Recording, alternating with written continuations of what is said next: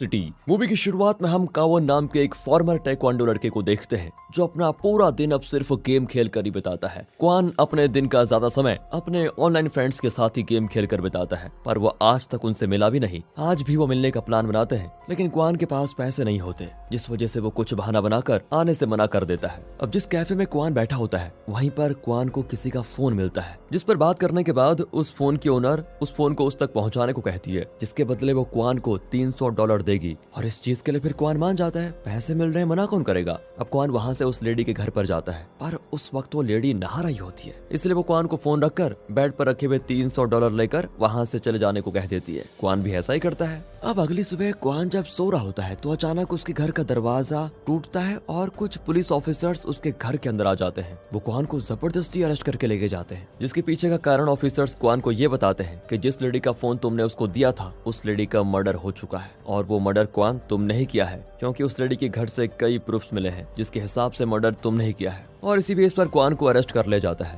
लेकिन क्वान की मॉम को पूरा भरोसा होता है कि उसका बेटा कभी ऐसा नहीं कर सकता, इसलिए वो पब्लिक लॉयर मिन के पास जाती है ताकि वो उसके बेटे का केस लड़ पाए। अब उसके लिए पहले मिन तो मना कर रहा होता है, पर बाद में वो कैसे भी करके मान ही जाता है। कोर्ट में जब क्वान का केस लड़ा जाता है उस वक्त मिन बहुत कोशिश करता है कि वो किसी तरह से क्वान को बचा ले, लेकिन ऐसा हो नहीं पाता क्योंकि ऑलमोस्ट हर सबूत क्वान के खिलाफ होते हैं। लेडी के घर में क्वान के फिंगरप्रिंट्स थे, उस लेडी को सेक्सुअली हरास करके मारा गया था और वहाँ क्वान का सीमन भी मिला था। ये कैसे पॉसिबल हो सकता है। साथ में कोर्ट में ये भी कहा जाता है कि क्वान अपने पूरे दिन गेम खेलने में बिताता है, जिस वजह से उसे रियल और फेक वर्ड में डिफरेंस पता ही नहीं चलता, और इसी पागलपन की वजह से उसने ये मर्डर किया होगा। अब कोर्ट में हर सबूत क्वान के खिलाफ होते हैं, जिस वजह से उसे उम्र कैद की सजा दी जाती है। इस तरह उसे सबसे हाई सिक्योरिटी वाले जेल में भेज दिया जाता है। अब जेल के पहले दिन दिखाते हैं तो डुक्सू नाम का एक कैदी क्वान को अपनी टीम के साथ परेशान करने लगता है और उसे कहता है कि तुमने उस लड़की के साथ जबरदस्ती क्यों की थी। इसे सुनकर तो क्वान को बहुत गुस्सा आता है। वो डुक्सू को मारते हुए कहता है कि मैंने ऐसा कुछ नहीं किया, समझे। इसी बीच वहाँ पर गार्ड्स आ जाते हैं और सभी को वहाँ से भगा देते हैं, लेकिन झगड़े की वजह से क्वान अब डुक्सू और उसकी गैंग का टारगेट बन जाता है। उस दिन से हर रोज डुक्सू और उसकी गैंग के लोग क्वान को मारने लग जाते हैं। बेचारा क्वान कुछ भी नहीं कर पाता। एक वक्त के बाद तो वो इससे ही अपनी रियलिटी समझकर पूरा दर्द सहता रहता है। अब एक दिन क्वान की मॉम मिन के साथ क्वान से मिलने आती है, जहाँ वो क्वान से कहती है कि मैंने किसी से बात की है बेटा जो तुम्हें बेगुनाह साबित कर सकता है, बस इसके लिए तुम्हें हिम्मत नहीं हारनी होगी। साथ में उसकी मॉम आखिर में ये भी कह देती है कि मैं किसी बलात्कारी की माँ नहीं कहलाना चाहूंगी बेटा, कभी भी। इसे सुनकर क्वान बहुत दुखी हो जाता है। अब क्वान को जेल में एक ऐसे कैदी के बारे में पता चलता है जिसने एक इंसान को मारकर खा लिया था, और इसी वजह से सभी जेल के कैदी उससे डरते हैं। वही कैदी एक दिन क्वान के पास आता है और उसे कहता है कि मुझे नहीं लगता कि तुमने उस लड़की को मारा होगा। क्वान इसके बाद डुक्सू से लड़ने की तैयारी करने लगता है और एक बार डुक्सू और उसके लोगों को पीटता भी है। अब इस चीज को देखकर डुक्सू की पूरी गैंग उसे मारने के लिए तैयार हो जाती है। फिर एक दिन मिन आता है और क्वान को बताता है कि तुम्हें पता है तुम्हारी मॉम ने सुसाइड कर लिया है। तुम्हारी मॉम ने तुम्हें यहाँ से निकालने की बहुत कोशिश की, लेकिन वो नाकामयाब रही और हारकर उन्होंने अपनी जान लेना ही सही समझा। इसी के साथ मिन क्वान को उसकी माँ का लॉकेट भी देता है, जिसे हाथ में लेकर वो बहुत रोता है। अब दुख से पूरी तरह से टूटा हुआ क्वान जब अकेले ग्राउंड में खड़ा होता है, तभी उसके ऊपर डुक्सू और उसकी गैंग अटैक कर देती है। लेकिन इस बार क्वान पूरी तरह तैयार होता है और वो डुक्सू को इतना घायल कर देता है कि अधमरा कर देता है, और साथ में वो खुद को भी जानबूझकर घायल करता है ताकि पकड़े न जाएं। असल में ये सब कुछ करने के लिए उसे खूंखार कैदी ने क्वान को कहा था ताकि जेलर सबको यानी कि क्वान और डुक्सू को हॉस्पिटल लेके जाए और फिर क्वान वहां से भाग जाए। ये इनका प्लान होता है। उसने भागने का प्लान इसलिए बनाया ताकि वो खुद को निर्दोष साबित कर पाए। क्वान भी आगे ऐसा ही करता है, लेकिन उसी दौरान उनकी गाड़ी का एक्सीडेंट हो जाता है, जिससे किसी तरह से बचकर क्वान वहां से भागने में कामयाब होता है। लेकिन उसके पहले एक ऑफिसर जो कि होश में था वो क्वान पर गन पॉइंट कर देता है, पर शायद उस ऑफिसर को भी पता था कि क्वान गलत नहीं, उसने कोई गलती नहीं की है, इसलिए वो क्वान को वहां से जाने देता है। फिर क्वान एक कपल से लिफ्ट लेकर मिन के ऑफिस पहुंचता है, जहां उसे देखते ही मिन सीधे ऑफिसर्स को कॉल करता है और इसी बीच मिन उसे अपनी बातों में भी फंसा के रखता है। क्वान वहां मिन से कहता है कि मेरी माँ ने कहा था कि वो एक ऐसे इंसान को जानती है जो मुझे निर्दोष साबित कर सकते हैं, क्या आप उनके बारे में जानते हैं? जिस पर मिन क्वान को जवाब देता है कि मुझे ऐसे किसी के बारे में तो पता नहीं, लेकिन तुम्हें खुद को पुलिस के हवाले कर देना चाहिए। उसी वक्त वहाँ पर पुलिस ऑफिसर्स भी आ जाते हैं, जिसकी वजह से क्वान को वहाँ से भागना पड़ता है। अब क्वान एक कैफे में जाकर अपनी मेल आईडी लॉगिन करता है, वहाँ उसके केस के अपडेट्स को देखता है, जिसमें उसको एक वीडियो मिलती है जिसके हिसाब से क्वान जब उस लेडी के घर गया था और जब वहाँ से लौटता है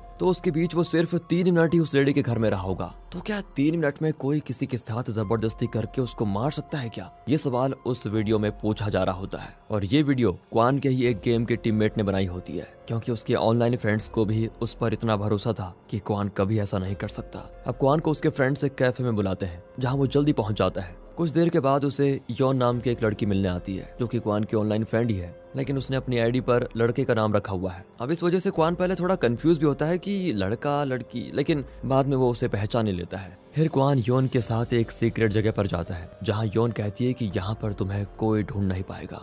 वहीं पर क्वान अपने बाकी ऑनलाइन फ्रेंड से भी पहली बार मिलता है, जिसमें उसके दोस्तों का नाम नेगेटिव, योंगरो और डिमोलिशन होते हैं। अब वो सभी एक साथ फैसला करते हैं कि वो क्वान को कैसे भी बेगुनाह साबित करके ही रहेंगे। अब योन सभी को बताती है कि पिछले कुछ समय से जो शहर में मर्डर्स हो रहे हैं उसमें एक कॉमन चीज मैंने नोटिस की, जो कि है ये ट्रक। हो सकता है कि इस ट्रक का इन मर्डर से कुछ लेना देना जरूर हो। योन की हैकिंग स्किल्स बहुत ही अच्छी है, जिससे वो ट्रक के लोकेशंस को ट्रैक कर लेती है और उससे पता चलता है कि ये ट्रक ज्यादा समय शहर से बाहर कबाड़ वाली जगह पर ही रहते हैं। अब क्वान डिमोलिशन को साथ लेकर उस जगह पर जाता है जहाँ सेम ट्रक वहाँ से निकलते हुए दिखाई देते हैं। क्वान फिर सीधे ही उस ट्रक का पीछा करने लगता है, जहाँ से वो सीधा एक क्राइम स्पॉट पर पहुँचता है जहाँ पर एक फेमस एक्टर नो जुन योंग की डेड बॉडी मिलती है। अब वो सभी लोग नो जून की डेड बॉडी को वहां से लेकर जाते हैं और उस घर को इस तरह से साफ कर देते हैं कि उस घर को देखकर कहा ही नहीं जा सकता कि यहाँ किसी का मर्डर हुआ था। जिसके बाद वो लोग उस डेड बॉडी को नोजून के घर में रखकर आ जाते हैं। अब ये जानने के लिए कि वहाँ पर नोजून की डेड बॉडी क्यों रखी गई है, तो इसके लिए क्वान को नोजून के घर के अंदर जाना होगा। लेकिन नोजून के घर में बहुत ही सिक्योरिटी होती है,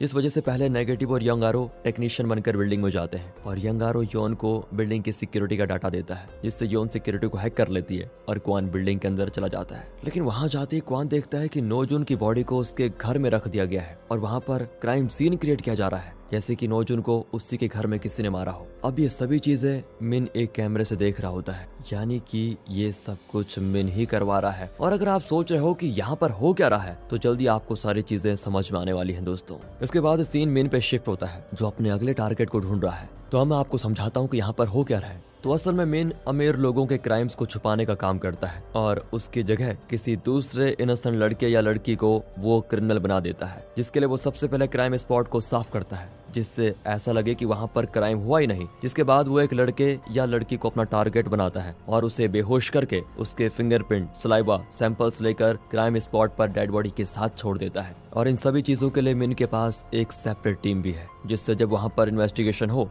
तो अमीर आदमी बच जाए और सभी को लगे कि वहाँ इस इनोसेंट आदमी ने क्राइम किया है। यहाँ भी मिन ऐसा ही क्रिएट कर रहा है, क्योंकि एक्टर नोजून को गुस्से में योशिन ग्रुप के चेयरमैन चंग की बेटी ने मारा होता है और अपनी बेटी को बचाने के लिए चंग मिन को किसी और लड़की को यहाँ फंसाने के लिए कहता है और मिन भी ऐसा ही करता है। मिन अपने नेक्स्ट टारगेट को ढूंढ लेता है और उसके घर अपने लोगों को भेजकर उसके सैंपल्स ले आता है, जिसके बाद उन सैंपल्स को वो नोजून के घर पर हर जगह लगा देते हैं, जिससे ऐसा लगे कि ये क्राइम उसी लड़की ने किया है। और दोस्तों ऐसा ही क्वान के साथ भी किया गया था, क्योंकि जिस लड़की के मरने के क्राइम में क्वान को जेल हुआ था, उसे असल में किसी अमीर बिजनेसमैन के बेटे ने मारा था। अब यहाँ नोजू का क्राइम सीन बन चुका है और उस लड़के जिसका नाम कि किम है, उसके फिंगरप्रिंट्स भी पूरे घर में फैला दिए होते हैं, क्योंकि किम को ही मिन ने अपना अगला टारगेट चुना है। दूसरी ओर क्वान और योन फिंगरप्रिंट्स के जरिए उस किम को ढूंढ लेते हैं और उसे कॉल करके ट्रैक करते हैं। अब यहाँ एक दिन किम को एक अननोन लेडी का कॉल आता है, जिसके पास किम का पर्स छूट गया था। पर जब उस लेडी की आवाज क्वान को सुनाई देती है, तब उसे याद आता है कि इसी लेडी ने उस दिन उसे अपना फोन लौटाने के लिए उसे घर बुलाया था, यानी कि ऐसा ही कुछ लोग ये किम के साथ भी करने वाले हैं। क्वान फिर वहां से निकलकर उस लेडी के लोकेशन पर पहुंचता है और उसे पकड़ने की कोशिश करता है,